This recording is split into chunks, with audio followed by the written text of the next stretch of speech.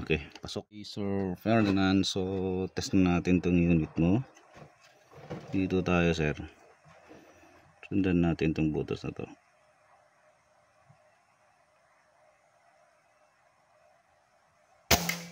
Okay, hit.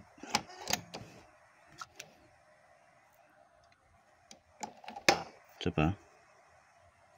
Hanap tayo ng ibang kan. Gawa na lang tayo ng isang grouping, sir, dito. Okay.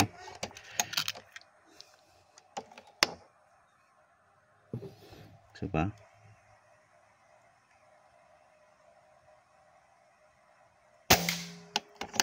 Okay.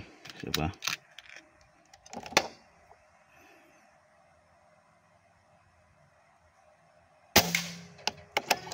Hit. Hindi alam kung nakikita mo dyan, sir. Parang hindi. Palit tayo ng position. Dito na lang. Para makikita mo na block.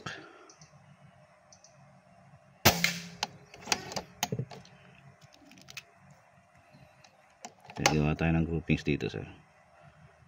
Firing.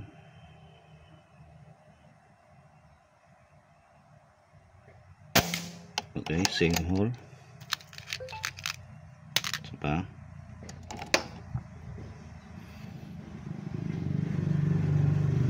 Mahangin-hangin na, sir. Same hole pa rin. Hope nakikita mo dyan sa camera. Isa pa.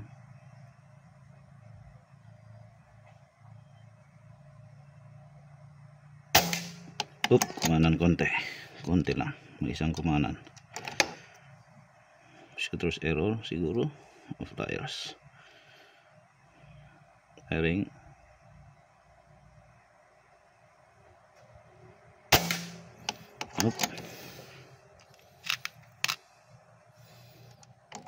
Isa pa.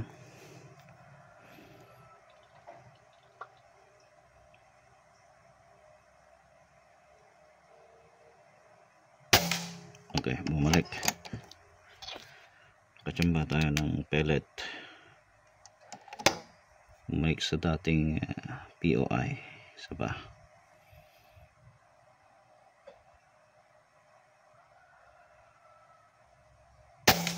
Okay, so nandun na lahat, sir. Yan po yung groupings mo. Mayroon tayong dalawang nawala. Hanap tayo ng isang butas dyan. Subukan nating i-follow through. Ito, sir. Yan.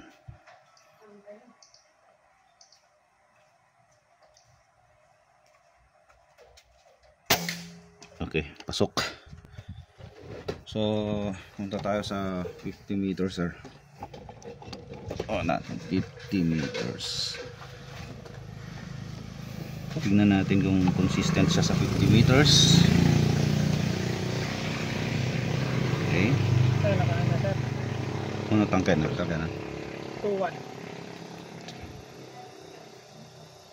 Mag-feel tayo habang ina-adjust natin tong. Oh, mahangin dun, sir. Okay, ayos na yung parallax natin. So, makikita mo rin dyan sa iyong scoop. So, yan sa camera. Susubukan natin, sir, yung 0.2. Subukan natin.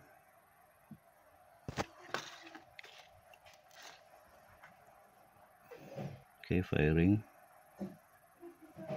Mahangin.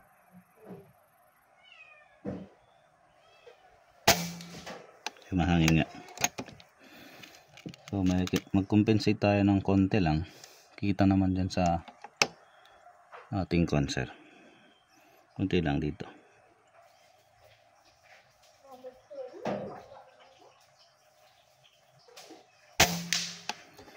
Ayan. Hit. Isa ba? So 5 consecutive tayo. So 50 meters.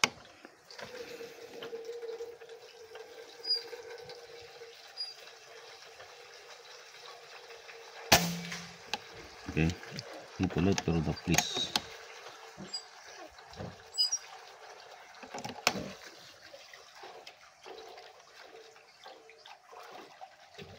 Mahangin na ngayon sir. Pero maganda tong test na to para hindi yung madaya. Pag tahimik ang hangin, walang problema. Maganda at nasusubukan na rin tong unit nyo sir sa ganitong sitwasyon. Baliktad yung pellet. Ayusin lang namin sir ah. Okay. So unang hit, pangalawang hit.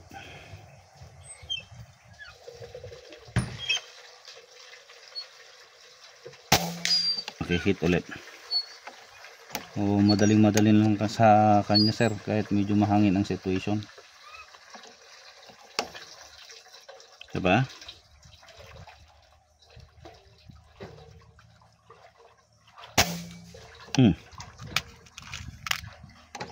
Dapat bumalik tayo kasi wala nang hangin. Balik dito.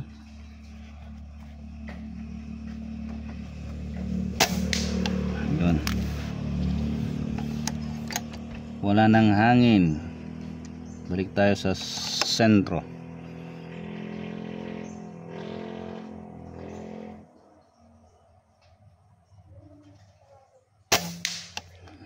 Lakas ng impact.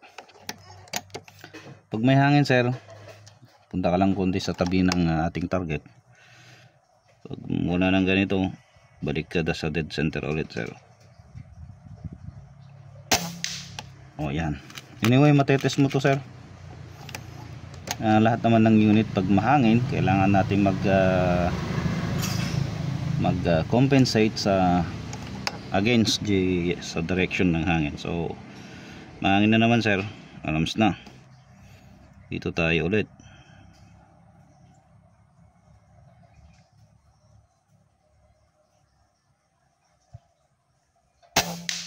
Di ba sir? Kung medyo mahangin, compensate ka lang ng konti lang sa tabi. Pero hindi ka naman maulalaglag. Depende sa lakas ng hangin. Tulad dito, medyo malakas na. Siguro naririnig mo sa camera.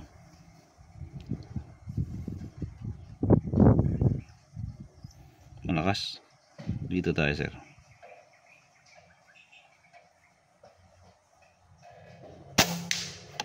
Hit pa rin.